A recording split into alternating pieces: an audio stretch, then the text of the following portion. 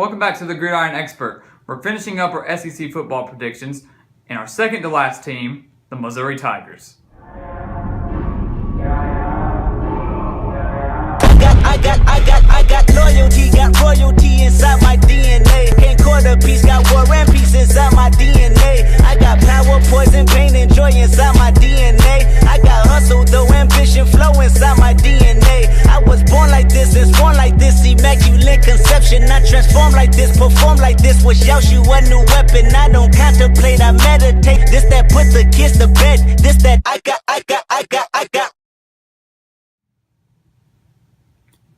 Missouri hasn't been to a bowl game in 2 years. 2015 was a major disappointment. They looked poised for greatness, but Gary Pinkel ended up leaving after that season, and things just kind of fell apart down the stretch. Last season, they did not have very high expectations under first-year coach Barry Odom.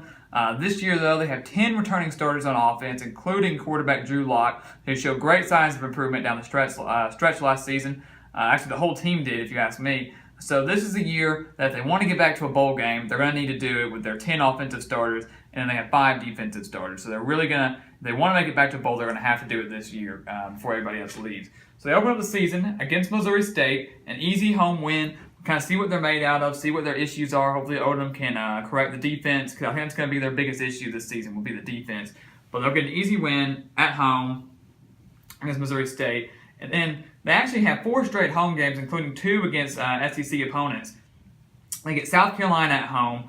Personally, I think that's going to be a loss. These are both teams that I think are on the rise, but I think South Carolina showed us more last season. I think they're going to be better than they were last season. I think they're going to be better than Missouri. That's going to be a loss for the Tigers there. Purdue, you don't really think of Purdue as being a Power 5 opponent, but they are. They're in the Big Ten. They're just usually at the bottom of the standings.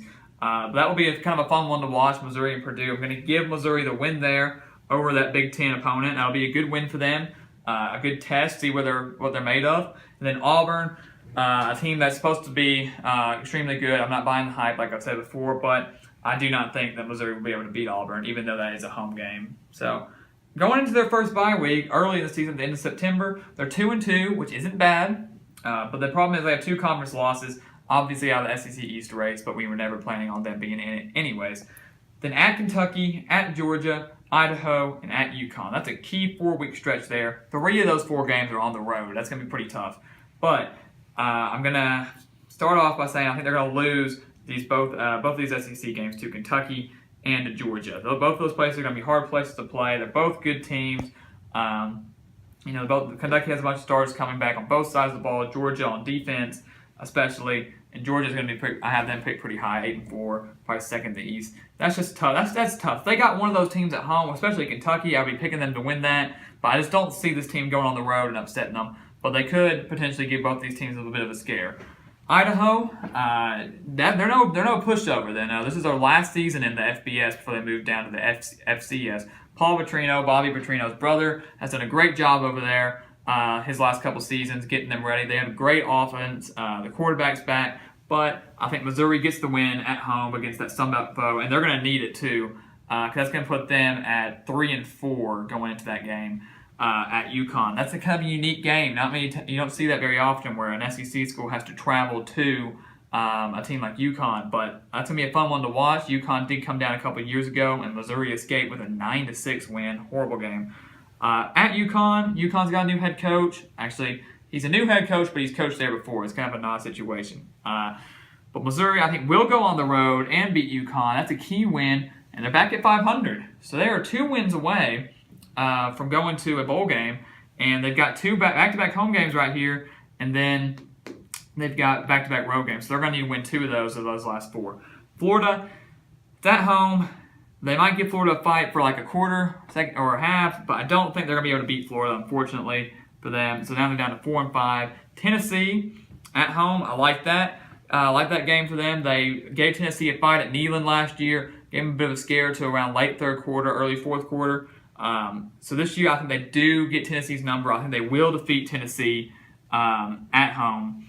That's going to be a big win for them. And now they have back-to-back road games to close out the season. They're 1 win away from a bowl game. at Vanderbilt and at Arkansas. You remember last year, Missouri did beat Arkansas at home. Huge upset, came back down 17 points at halftime and won that game 28-24. I'm actually going to predict a loss for Missouri there because it's at Arkansas this year. I don't think so. So that key game for a bowl game, I think, will be at Vanderbilt. I've been picking Vanderbilt to win a lot of games this season, it seems like, over teams like Ole Miss and those kind of guys. Missouri has to go there. It's possible they could beat Vanderbilt. Don't get me wrong. But I'm very confident in Vanderbilt's offense, and I know their defense will be good under Derek Mason. And I'm unfortunately going to have to say that Missouri will lose on the road at Vanderbilt, which will leave them a game short of a bowl game, finishing 5-7. It's actually a slight improvement up from last season when they finished 4-8, and I personally believe they're one win away, and that win could come at home against South Carolina or on the road at Vanderbilt. But I don't see any other game that I think could possibly be a win for them. So it's very possible they're going to have to rely a lot on their offense this season. Drew Lock's going to play outstanding ball for them to get to a bowl game, but I think they fall just one game short from making a bowl game. So please continue to leave likes and comments and subscribe. Let me know what you think about these predictions. And if you have any other questions or opinions, or if you want to see a team predicted that hasn't been predicted yet, you just let me know. And we will see you next time on the Gridiron Expert.